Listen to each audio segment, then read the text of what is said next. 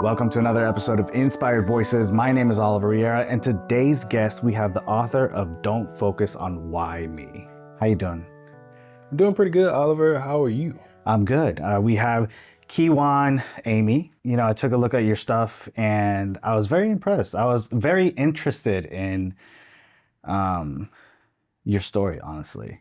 Okay. Even like after the accident and even before the accident, because you were in the military as well. Right. And I was trying to think about like where we could start from. So how about because like the center of the story is this accident that you had, Right. correct? With your motorcycle.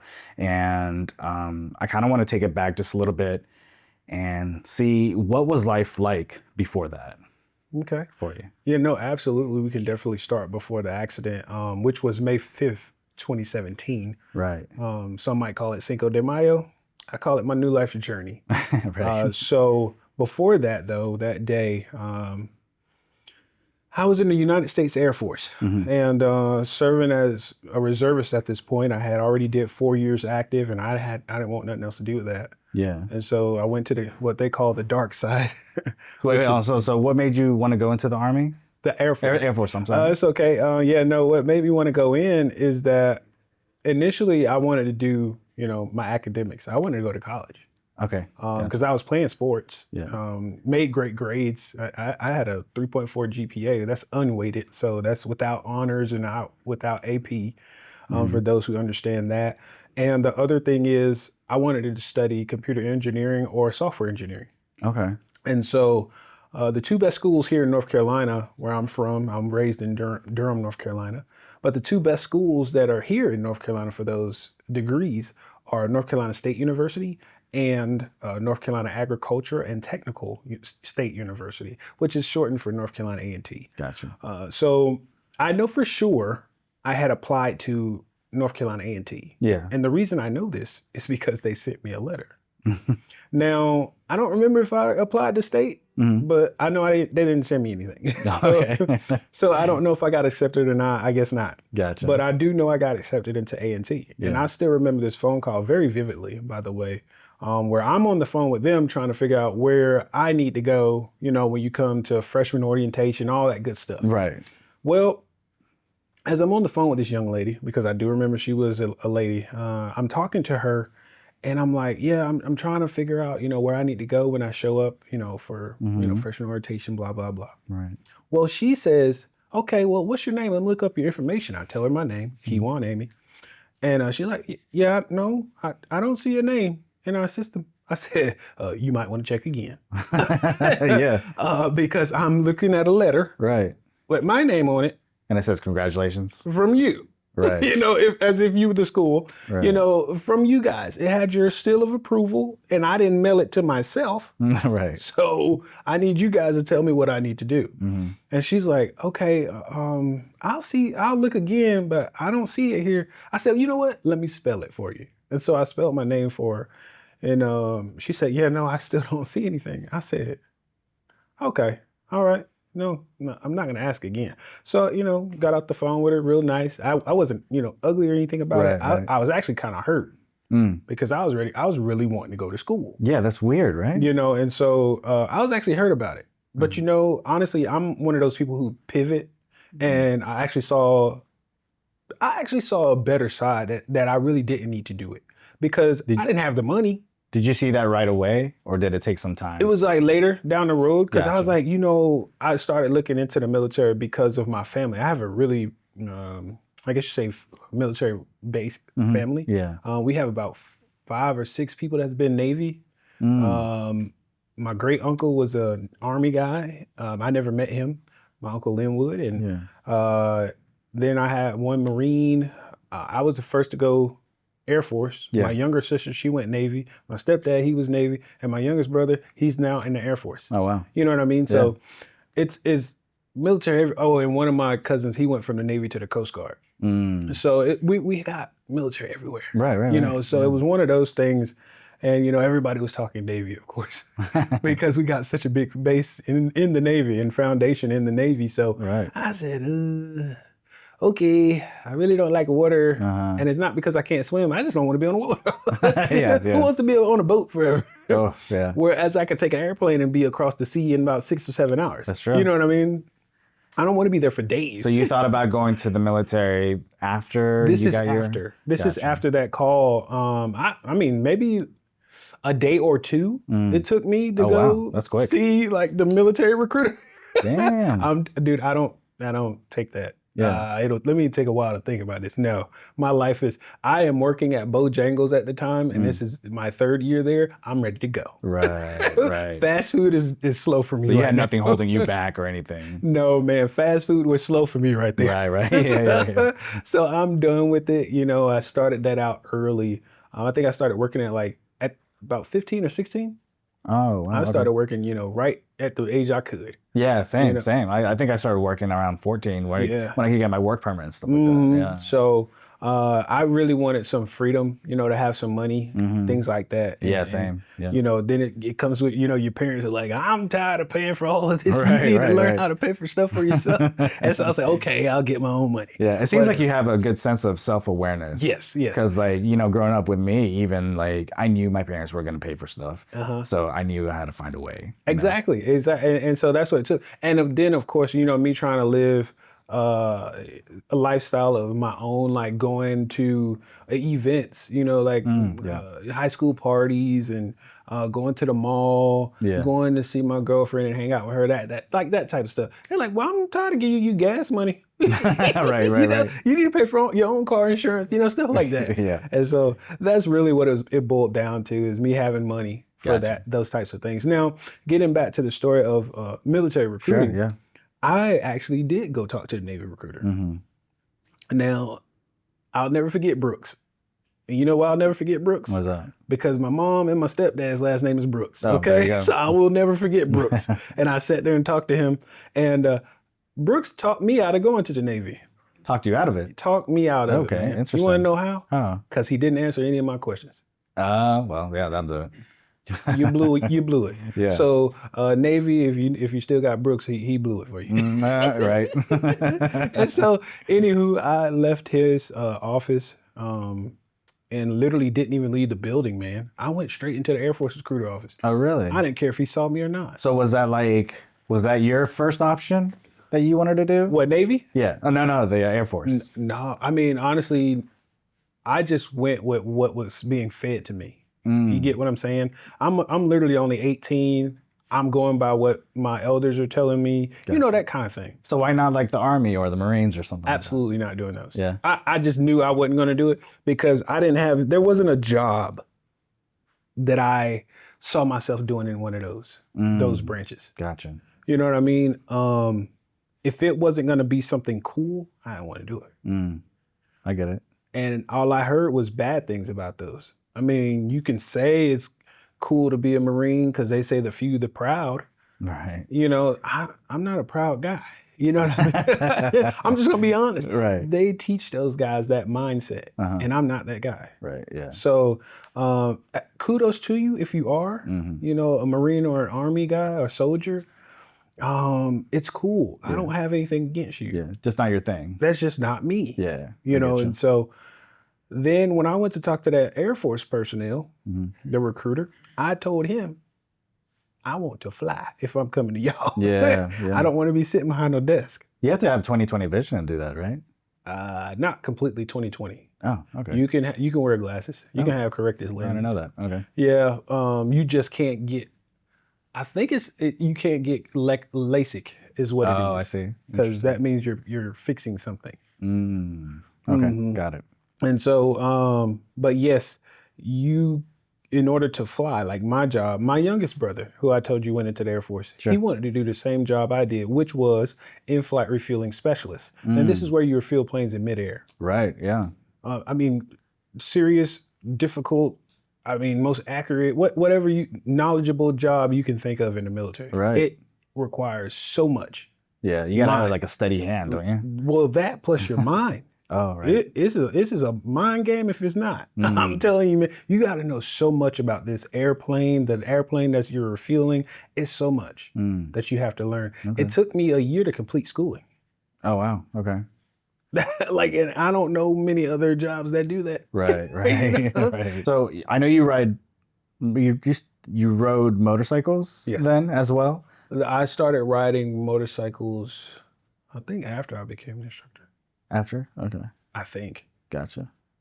it was about 2014 because I only rode for about 3 years before my accident. Gotcha. And were you still in the military when you had that accident? hmm Okay. Yeah, I was a So reservist how at the how time. far along were you in the In the military? military, about 6.5 years. Oh wow. Okay. Yeah. Gotcha. So let's talk about it. Yeah. So you were how did that come about as far as like the accident? I had 1 year left on my degree Hmm. during my accident, and like I said, this was May 5th. We actually had a drill weekend that weekend. Okay. So I had to go to work that night Yeah. of the accident day. Mm.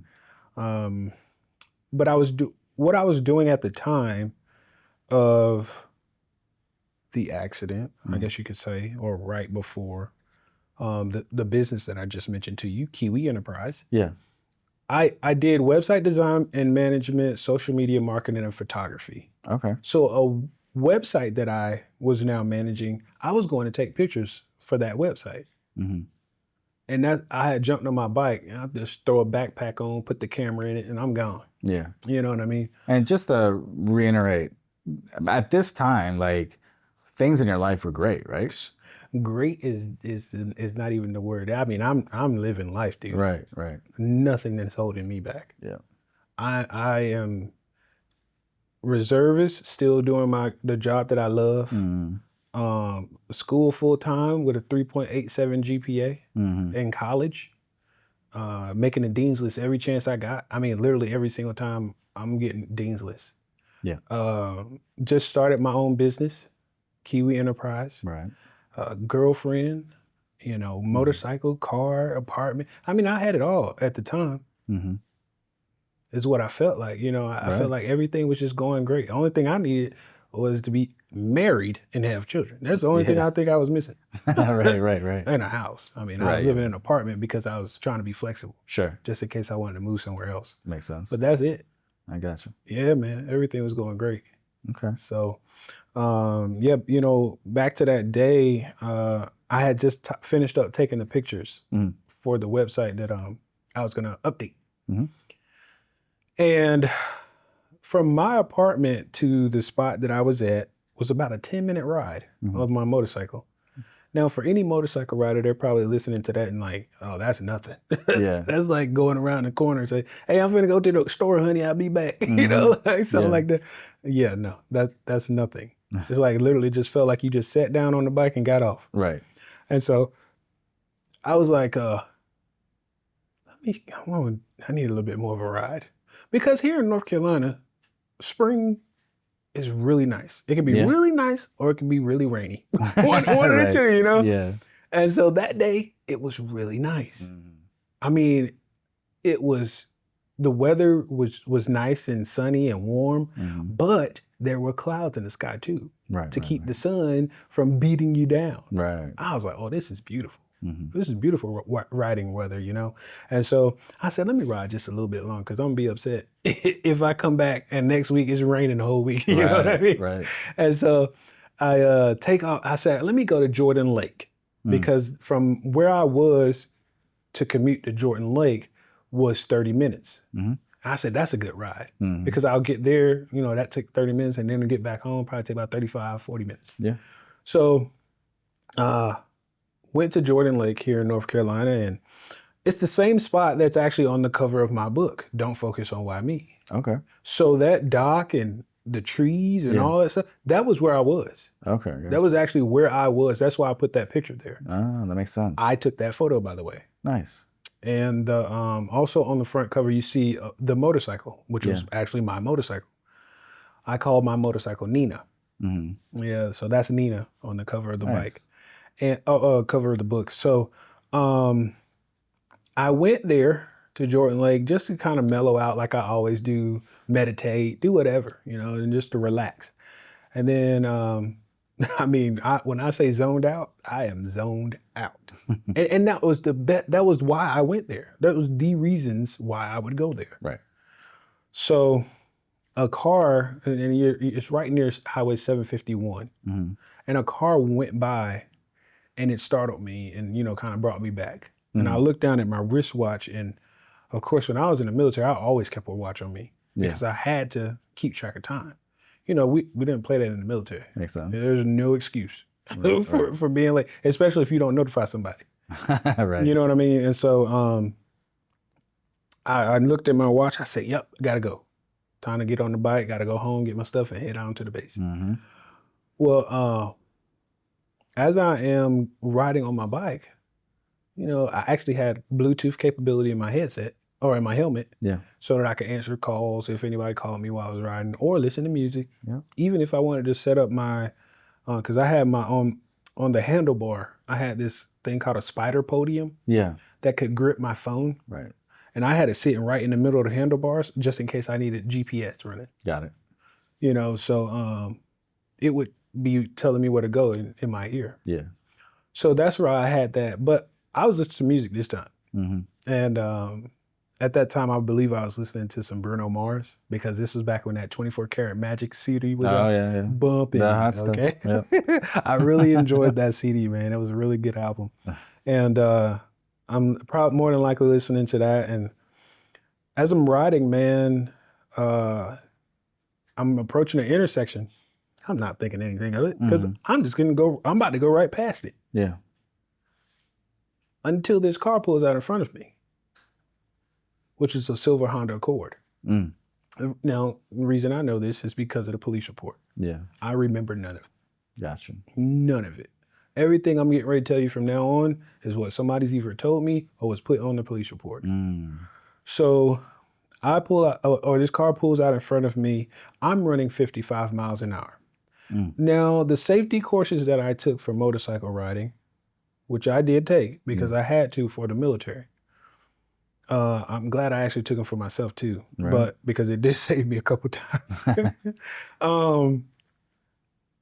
They show you how to do like maneuvers where you can weave out of, like if something was to pop out like that. Yeah. Do a figure 8, to be able to learn how to control the bike with your body, stuff like that, and stop. They teach you how to stop hard. Right. Well,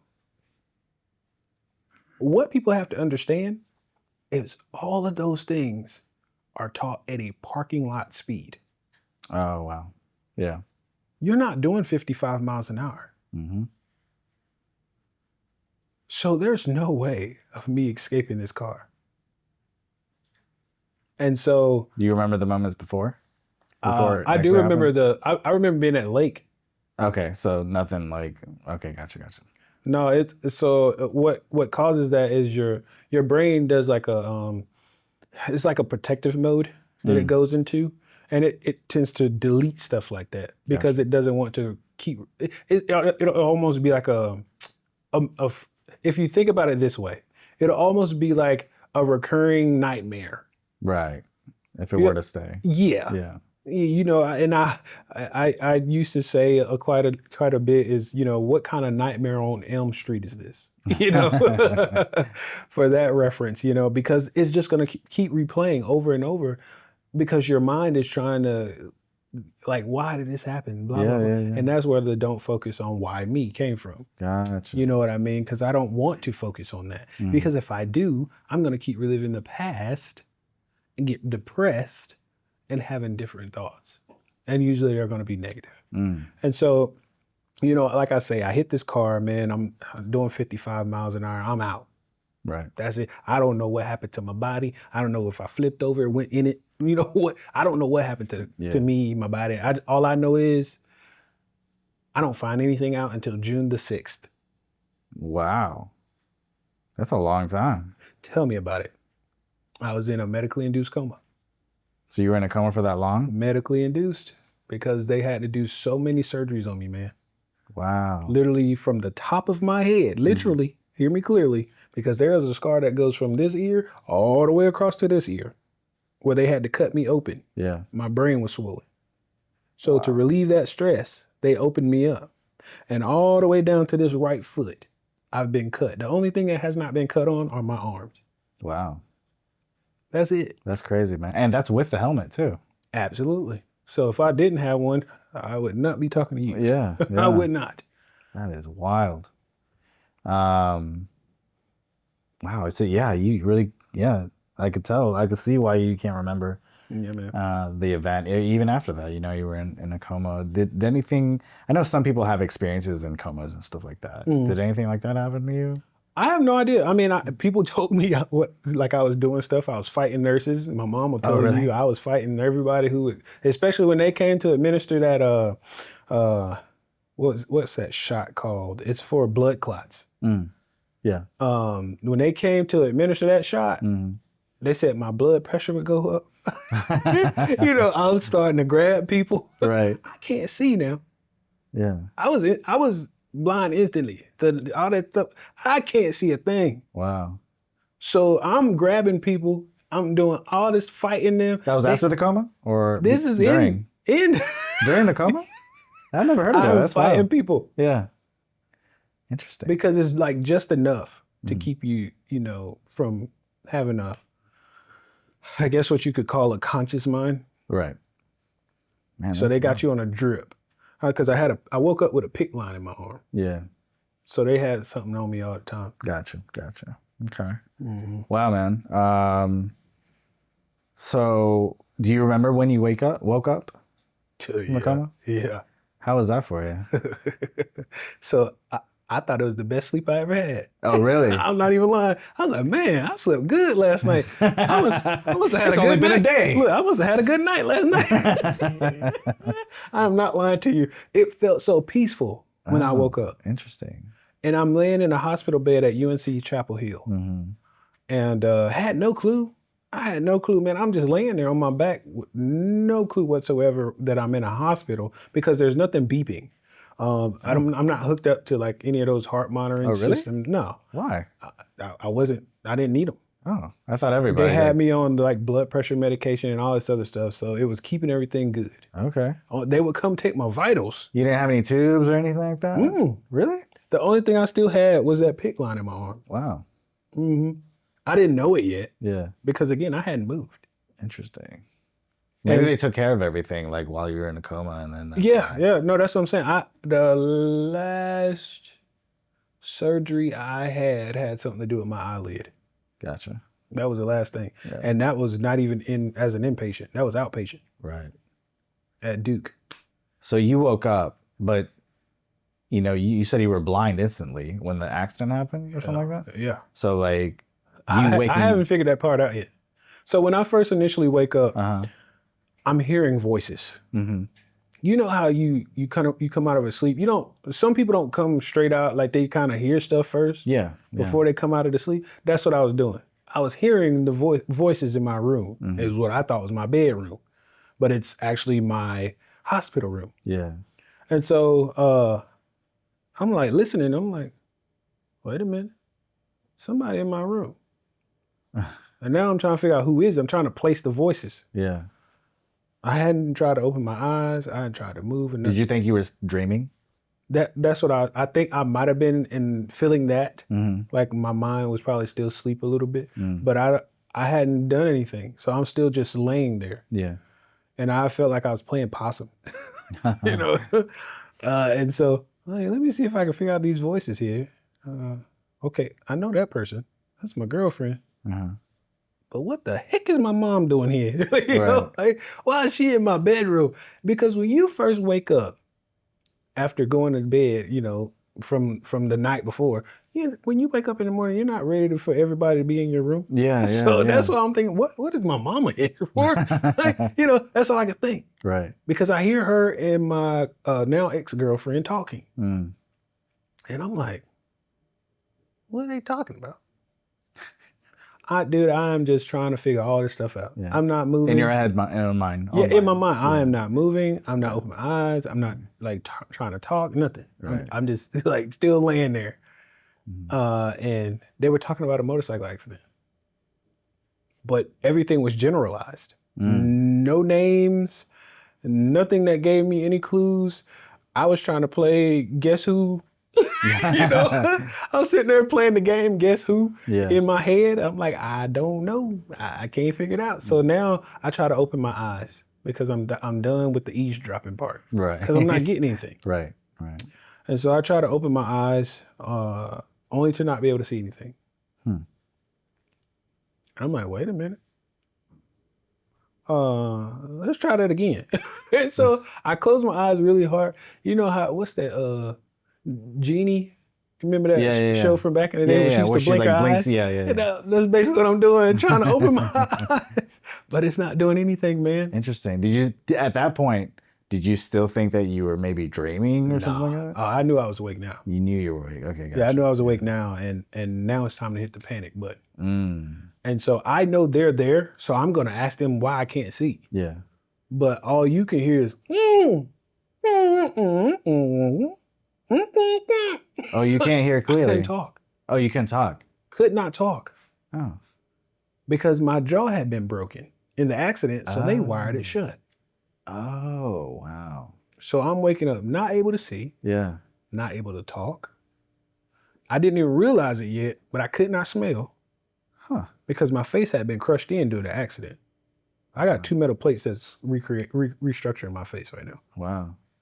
And so when they went in to do the reconstructive surgery, I guess it damaged that, the smell. So I don't smell anything. That's a good and a bad thing. Yeah, right. We all know the good side of it. Yeah. You know, but the bad side is I can't smell those delicious meals I used to eat, man. That get cooked in my, you know the fragrances that women wear, stuff like that. Can't smell it. The little things. The little things that you just like, oh man. Or when somebody says, man, you smell that? I'm like, yeah, no, I don't. And they be like, oh, dang, I forgot. Right. Yeah, I can't smell, brother. But that's got to be scary, man. Well, waking how up I like woke that. up, Yeah. Scary is not the word, man. I'm literally, when I tell you I hit the panic button, in my mind, I am going crazy. I'm going berserk in my mind. Now, what my mom and my girlfriend at the time might have saw might not have been exactly what was going on in my brain, but I'm sure they were like, wait, he's panicking or something, trying to get, our attention. Yeah. Now, they both come to each side of my bed, to try to attend to me, of course. Right. And understand in some capacity what I'm saying, even though I can't talk. And I'm doing my best to like slow my speaking down or noise down to see if it can make words, and it wasn't good enough. Yeah. And so what my mom does is she's like, well, hold on. And I'm like, like pouting. And I'm like, yeah. And she's like, okay, here. And I'm like, what? That's what I'm thinking, what? And she's like, hold your hands out. So I cut my hands. She puts in my hand a notepad and a pencil. Okay. I'm like, really? I can't see anything. How in the world am I supposed to write? Sloppy. That's how you Hey, do it. listen, I wrote like a kindergartner, okay? How you see a kindergartner's work, they write big. Squiggly lines. Like I feel like I was writing so big that I needed 3 pieces of paper to write this sentence, just one sentence. Yeah. So I wrote on the paper, I said, what is this motorcycle accident you guys are talking about? And I handed it back. Oh, interesting. And she read it. That's the first thing you asked, huh? Yeah, she read it. Not why can't I see or anything like that? I wrote, because I heard them talking about an accident. And I guess I was figuring that it was me, but I really wasn't sure. So my question is, what's the accident dream? That's what I said, this accident dream y'all are talking about. And man, when my mama looked at that thing and she turned to look at me and she said, oh, that's not a dream. That's what happened to you. Dude, I didn't say anything else. There was no more communication that day. I literally do not remember anything else from that day. That's the last thing I remember. Yeah. From that day. You felt like you kind of shut down from there? My brain went into a thinking phase. Yeah. All I want to do is think about this thing because I need to now process this crazy scenario that just happened. Yeah. Why would I be in a motorcycle accident? I am not one of those crazy riders. Now, was that after, like she told you that No, the accident was you. You were a part of the accident. I And was the motorcyclist. yeah, and so like, but like they gave you all the details of what happened? No, Oh, not at that okay. time. No, Gotcha. because again, I didn't do any more communication that day. Gotcha. This was like a day or two later that I started to open up communication lines again. Okay. And when I tell you, man, you could have came. Remember that blood clot shot I told you about? Yeah. You could have came and stuck that sucker in me. I wouldn't have cared. Yeah. You felt like your life was over? Like what was going through your mind? I had nothing to think about other than why I would have been in a motorcycle accident. That's all I'm trying to figure out right now. Yeah. Why would I? Because I'm starting to place the blame on me. Remember, I told you I hadn't got any information yet. Yeah. So the first thing I'm thinking is, what would I have done to get into a motorcycle accident? Right. Which is why my title says "Don't focus on why me," because it wasn't me. Interesting. You know, and so when I do open up lines of communication again, I did ask the question, well, how did this happen? Mm-hmm. You know, eventually I got out of my own head. Because if you don't know this is a great statistic. Your mind can create 40,000 thoughts in a day. Right. That's a lot. It is. To be inside of your head. Mm-hmm. And I was in there. And it was a lot of things going on. Yeah, I bet. It almost felt like I was in the ring boxing, you know? And so when I did open up lines again, that's what I said. I said, you know, well, how did this happen? Right. What really happened? Could you explain it to me? And that's when she told me everything that I've told you already about the accident. Sure. How it was a guy that pulled out in front of me. I did learn a little bit more about him. He was actually from Europe. I don't know, his intentions for being here or why he was here, but he's from Europe. And yeah, that's like majority of the stuff. I said, well, how much are we suing him for? Like, that's all I, listen, he just changed my whole life. I want to sue him. I want everything he got. If he owns something in Europe, I want that too. Like, do you know how long you were in a coma for at this time? I eventually asked that question. I eventually did ask that question. I don't know when exactly I asked it. Oh, to you weren't really in a coma, right? No. I literally, I'm telling you, I thought I just woke up. Yeah. Like from just a good night's sleep. That's all I thought it was. I didn't know about the accident. I didn't know about it. Yeah. So when I did ask, and she told me what date it was, I said, what? Wasn't it just May? Like, I'm thinking, I thought I had to work. Oh, shoot. Right. Speaking of work. Right, yeah. I missed it. I got to call in real quick. Yeah, exactly. No, wait, time out. They know where you are. I'm like, I'm AWOL. Somebody help me. Yeah. They're going to send me to jail. Exactly. They are looking for me right now. So, man. Yeah, that was... That would just mess with my mind. Like, who you telling? That whole period, like, it's lost. And it's like... For sure. Man. So, how long were you in the hospital for after you came out of the coma? Another month and a day. So, gotcha. May 5th was the accident. Yeah. June the 6th, I came out of the coma, and July 7th, I was discharged. Okay. So if you're a betting man or a gambling man or a lottery man, you got 5-5, 6-6, and 7-7. Wow. My birthday is November 22nd, so that's 1-1 and 2-2. Nice. So you like the lottery numbers? Yeah. You want some pick'ems? Yeah. Hey, you're a lucky dude. Yeah. So by the time you were released, obviously was your jaw, healed or? Oh yeah, at no. least to the point? I think I only had my jaw wired shut after I came out of the coma. I think it was only wired shut for another like week and a half, something like that. Gotcha. It was the longest week in my life. Right. I cannot explain that any better. It was the longest week in my life. Yeah, because you can do. I was like, when am I gonna get this thing off, please? And they kept telling me, well, we got to see what the doctor says and blah blah blah. I said, hey, look, I don't care what he says. Right. I need to be able to talk to somebody. So like I'm getting by what you told me, you're self-aware, like you don't wait for days to make a decision and stuff like that, right? So like when you came out of the coma, you figured everything out, like was your mind kind of going crazy as far as like I can't do anything, or what do I do now for a job, or da da Oh da, all that man. stuff? Oh man. In the hospital, I had a lot of that. Yeah. So there's two parts to that title of my book, Don't Focus on Why Me, because that's the first thing I started doing was questioning, why did this happen to me? Yeah. When I first came or found out what happened, that I was in the accident, that was the first thing I started doing was questioning why me. Gotcha. And this is when, since I'm a faith believer, this is when God will respond. And he said, well, why not you? I said, time out. Time out. That's not what I asked. Hey, That's not what I asked. flag on the play.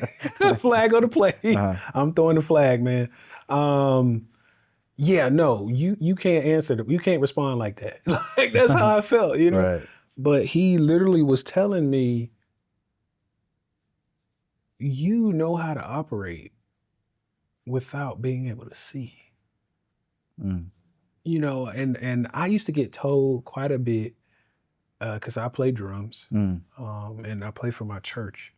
And dude, I would come off the drum set. People would come up to me after church. Why were your eyes closed when you were playing the drums today? And I was like, oh, I'm sorry, what? I had no clue. No clue. My eyes would be closed. You know what I'm saying? Stuff Yeah. like that. And then even, just when I got older, man, I had my own place. I didn't turn on lights at night, man. Oh, really? Like when I was going from my bedroom to the bathroom, no, I know where my bathroom's at. Are you scaring people? No, I wouldn't do that. Now, if you were in my house, you probably get scared because you'd be like, somebody's walking around. Right. In the dark. Oh, what is I forget the name of that movie, but it's a blind guy. It's kind of a suspenseful type of movie that came out not too long ago. But yeah, I knew my house. Yeah. Yeah. I actually would do that too. Like sometimes I would just close my eyes and walk around the house and see how well I know my place. Yeah. I was like, oh, okay. So at this point, you got out of the hospital. Okay, yeah, I'm discharged. And then, so what was the first thing that happened after that? Well, besides me trying to, continue on my physical therapy and occupational therapy and things of that nature. Yeah. Because I did start all that stuff in the hospital. Because I literally had to learn how to walk all over again. Oh, right. Yeah. Yeah. So broke both legs, spine, all that stuff, man. So give me a rundown of the things that. Let's see how much time we got. Right. No, so literally, like I told you, head to toe. So they cut me open at the top, across the top, cut into my skull to open it up. Then you had the two plates that were inserted, medical plate, shall I say, metal plates that were inserted in my head. It's kind of like a little crease right here. Okay, you can see that? Yeah. Yeah, that's a metal plate. Interesting. And so then they go into my face. There's like this little permanent mark here. Yeah. They go into my face. I told you my jaw was broken. The cheapest part of my bill is probably the dental. So after insurance, it was $20,000. Oh, wow. That's after insurance pays their part. I'm still not done. Right. And I probably won't ever finish. I'm just gonna make it look good enough. Yeah. And so the other thing was my right eyelid. The bottom portion of my right eyelid was torn off, so my right eye was popped out. Oof. Yeah, and so they took a skin graft from my left clavicle, which is your collarbone area, and that's how they repaired it, surgically repaired it initially. Right. And I say initially because when they did my spinal cord surgery, where I have now 2 rods and 12 screws in my back from L4 to T2, when they flipped me on my face, that was not too long after they did the eyelid surgery. So then when they put me back on my back, the eyelid stuck down. Oh. It was stuck down now. That they had fixed. Yeah. I'm like, you guys suck. Right. So now I had to get it redone. Remember I told you I had to go get it done again. Yeah. They took skin from behind my ear. And then that's how they did it. They surgically fixed it. Let's see, what else? Am I missing anything in my face? Now with my dental, I had chipped, cracked, knocked loose, like 2 teeth that were knocked loose, so I had to get bridges put in, and 3 root canals. Cavities. I don't know where the cavities came from. I really don't understand that part. Oh, they said when your teeth are exposed like that, it makes getting cavities easier. Oh, interesting. Yeah. Okay. Because that's why all of that enamel and everything, Right. all my enamel was basically gone Oof. on the right side. Like the certain teeth, they were gone. Yeah. So it was the sugars and different things were able to eat away at my teeth a whole lot quicker. Gotcha. So let's see, what else? I had to learn how to talk again, like the way I'm talking now, Mm-hmm. to enunciate. That's occupational therapy, a lot of that. Mm. And then I told you about my spine. Oh, my finger, my index finger on my left hand, I have trigger finger there. So if you see me cracking it, like I just did Yeah. in this video, that's because it relieves stress and pain in my finger. Oh, okay, gotcha. It actually does. As soon as I crack it, it goes away. Yeah. And so now moving down to the legs, I broke my right femur, which is the largest and the hardest bone to break in your body. And not only did I break it, it was a compound fracture. Oh man. Which means it came out the back of my leg. It didn't come out the front, it came out the backside. Ow. Yeah. And so that's a titanium rod. Right. Hello. Okay. Then my tibia on my left leg is literally from knee all the way down to my ankle. Yeah. Is a titanium rod. So there's shin bone. So you could kick the shit out of somebody, huh? Okay, so you know my secrets. Right. I think the fibula on my right leg was fractured. I do know it was fractured on one of these legs. I can't remember which one. Okay. But since you see this right here, right, like how it bulges out, I think that's why I think it's on this leg. And then I have a screw in my right foot. And I just learned the beginning of this year, 2025. Now this accident was 2017. But I just learned at the beginning of this year, 2025, that I have 2 different size feet. Oh, interesting. Interesting is correct because I was trying to figure out why I couldn't buy a pair of shoes that fit me and were comfortable. They got a special order on? Yeah, these right here that I'm wearing are. They're from the podiatrist. Okay. Gotcha. So I got these custom made. They feel so good. They look comfy. Feel so good. These are the best shoes I've ever had in my life, man. And give me 5. And so my left foot is still the same size. Okay.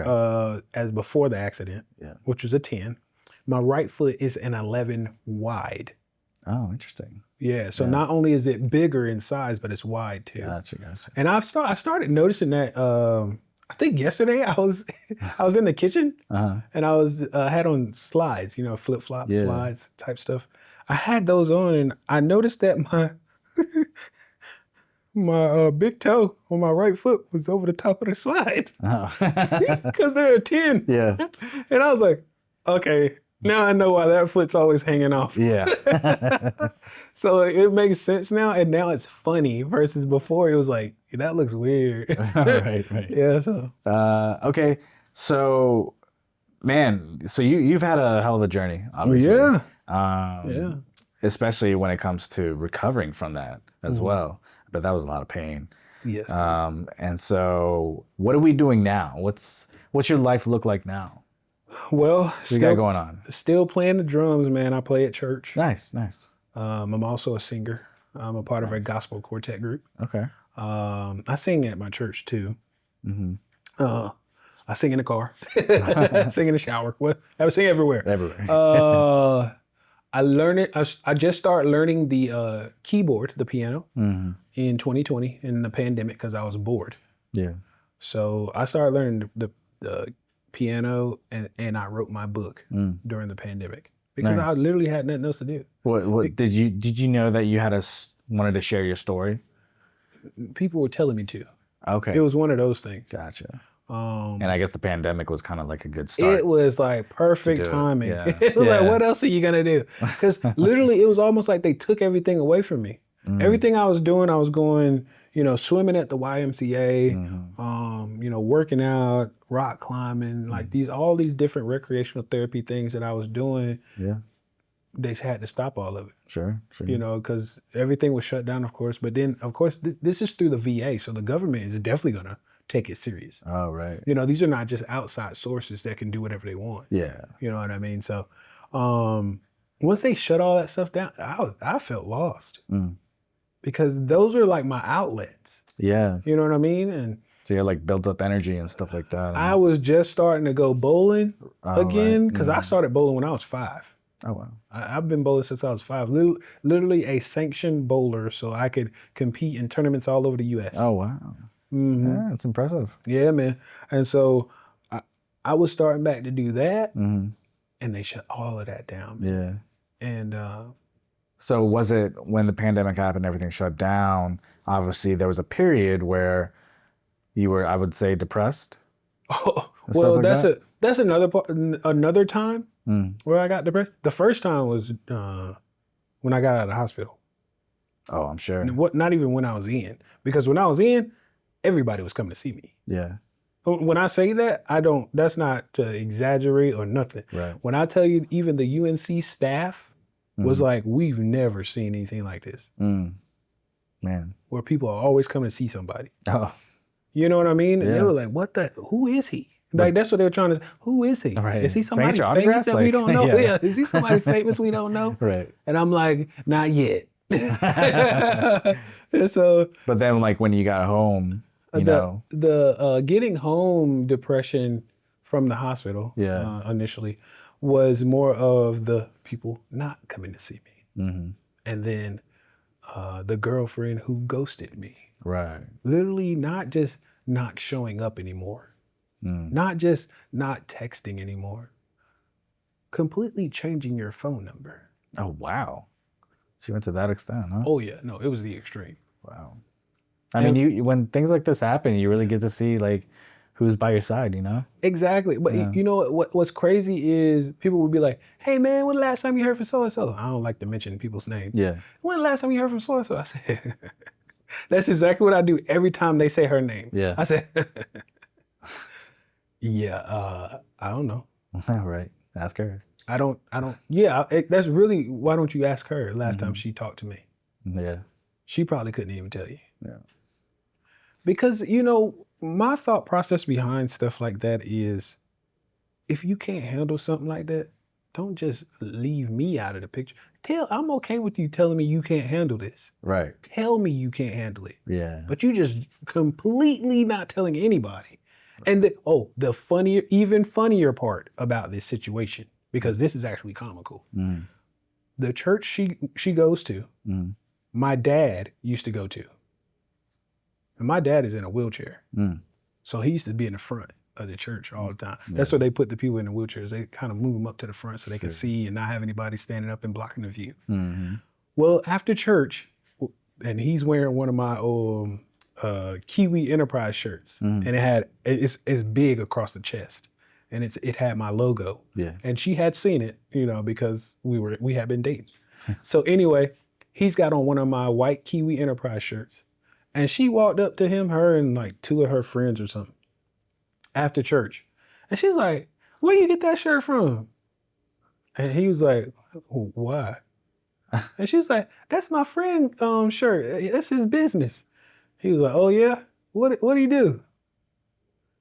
And so she started telling him everything. Uh-huh. He was like, "Okay." She's like, "But you still didn't tell me how you got that shirt." He was like, "That's my son." Mm. And she was like, and this is after she, you know, done ghosted me and everything, by the way. And Man. so her mouth is wide open. Right. I mean, jaw dropped. She wanted to walk away at that She just point. saw a ghost. Right. He's like, "That's my son." Right. And she was like, and he don't know nothing about the ghosting situation yet Mm. until he tells me the story. And I said, "You do know it's the girl who ghosted me, right?" He was like, "What? That's her?" I was like, "Yeah, that's her." He was like, "Oh man, I wish I had known that before." Right. Because I would have said something. Yeah. But I was like, "I'm glad you didn't know Yeah, anything." yeah. Okay. Well, it goes to Yeah. show her character, and it also goes to show that, you know, she wasn't right for you. Right. Exactly. But I mean, I'm honestly, and I tell people this all the time, I'm doing better with my relationship anyway now. The Yeah. one I have now is, I would take that. I would take that one any day of the week. Right. No joke. Yeah. So talk to me about your T-shirt. Amey Motivation, is that what it says? Yeah. So this is my business now. Yeah. Amey Motivation is my keynote speaking, which I focus a lot on most motivational and inspirational type speaking. Okay. Then I also do resilience coaching, Okay. trusted mentoring. Cool. Yeah. You know, all that stuff is underneath one umbrella. The book is under that too. Yeah. And my website is the same. It's ameymotivation.com. AMEY motivation.com. So yeah, all of that, you can find all my stuff on there, man. But that's the business. That's the business right there that I've been doing since 2019. Nice. So that was literally just people telling me, you got to tell this story, man. You are too inspiring, too motivational. My friend, when he first, and I have been knowing him since we were 5 years old, man. And when he heard what happened to me, well, finally caught wind of it, because he wasn't on, social media like that. Yeah. But when he heard it from one of my ex-girlfriends that I dated in middle school, because she used to do his hair. Gotcha. She was like, did you hear about Kijuan? And he was like, no, what about him? And she told him the motorcycle accident. He was like, what? So he called me while he was there. Yeah. He said, hey, man, I just heard about your motorcycle accident. Can I come see you, when I leave here? I said, yeah. He was like, where you at? I said, I'm at my grandma's house. You remember how to get here? He said, come on, man. I said, I just making sure. You ain't been here to me. And so, anywho, he comes over. And first off, I'm there alone. He doesn't know I'm there alone. He thinks somebody's there with me. I come to the door and I open. I said, what's up, man? And he's like, what's going on? He said, I didn't expect you to open the door, though. I was like, well, who else is going to open it? Ain't nobody else here. Yeah. He was like, oh, you're here by yourself? I said, yeah, grandma's at work, dude. And he's like, oh, shoot. Wait, but so-and-so told me you was blind. I was like, I am. I can't see a thing. He was like, yo, hold on, time out. You're going to have to tell me this story. So we sitting there, we're talking, in the living room. And I go get him some water, and I mean everything. I got him water out the kitchen, all of it. I'm doing the whole 9, as if nothing's wrong with me. Yeah. And he said, you're like a real life Superman. And I was like, huh? I was like, time out, say that again. He's like, dude, you're like a real life Superman. And I was like, I've never been called a superhero in my life. And the fact that you just called me Superman. He was like, man, I don't know how else to put it, man, because I thought I was going through something. Yeah. And then I hear your story and how you moving around this house. Man, you open the door for me.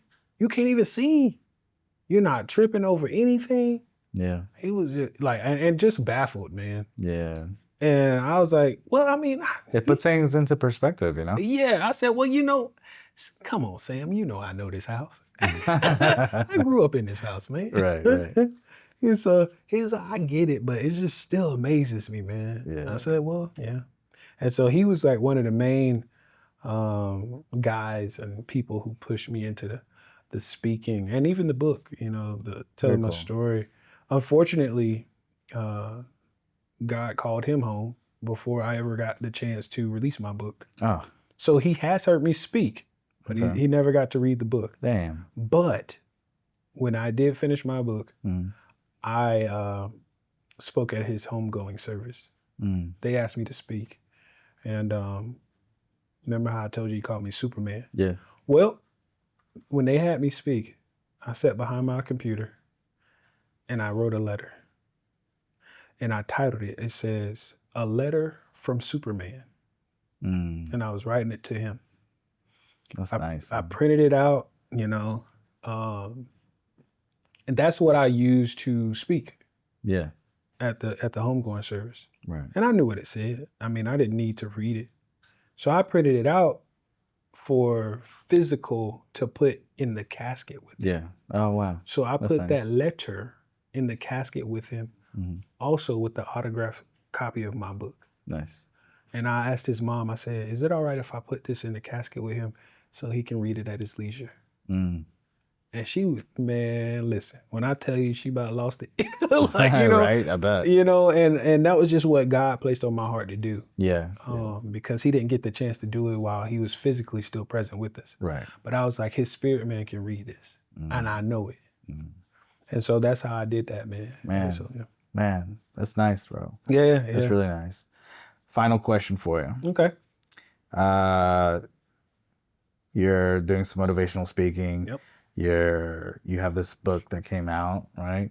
Mhm. What's one thing that you want people to know about either your book or a takeaway from your story? Well, a huge part of the book is you definitely want to read that book because and the reason I say that is not just to get a bunch of sales or whatever. It's because I literally poured my heart out in this book. Mm-hmm. And what I mean by that, what I'm doing is being very vulnerable. I'm giving you the insight to what was going on inside of me at the time of this accident. When I was in that hospital, when I was going through physical therapy, when people were coming to see me, when people were treating me certain ways, Mm-hmm. when I was going through my depression, had the suicidal thoughts, the mental therapy to help me get through that, like all of that, man. Yeah. And so I even had on Instagram somebody DM'd me. They said it was a young lady. She says, "I really appreciate you writing your book because you saved my brother's life." Mm. And I was like, That's one of the biggest compliments you get, right? well, I was just trying to figure out how I saved his life. I'm like, how did my book save his life? Yeah. And she wrote a little bit more. It said he was getting ready to end it all because he had been in a motorcycle accident where he also lost his eyesight and he didn't want to be here anymore. But I let him listen to your book and it changed his perspective on life. Yeah. That's nice, man. Yeah, man. Very so she says, P.S. He says he reached out to you and you have not responded to him. I said, oh, shoot. Just ghosted him. Look, I went up there and I said, oh, he did respond. He did email me. I was like, oh, God. So I responded to him first and then I responded to her. I said, yeah, I responded to him. I don't know what you're talking about. Yeah. That's funny. But yeah, well, man, I really do appreciate you coming by. I think your story, your voice, what you have going on is kind of the definition of why I started Inspired Voices, to not just share a voice, but to give people different perspective of life. Yeah. And let them know that there's options out there for them, Absolutely. and to keep going. That's awesome. To whatever they want to do. So if you have any questions or comments for Kijuan here, you can leave them down below in the comments. I will link his information and where you could buy his book down below as well. Cool? Yeah. Thanks again, man. Yeah, no, I appreciate it, Oliver. I really do. Yeah, absolutely. All right, that's it. Good. It's a wrap. It's a wrap. How you doing, Mama? I'm good. I'm like, Lord, y'all better hurry. I was about to cry. I know.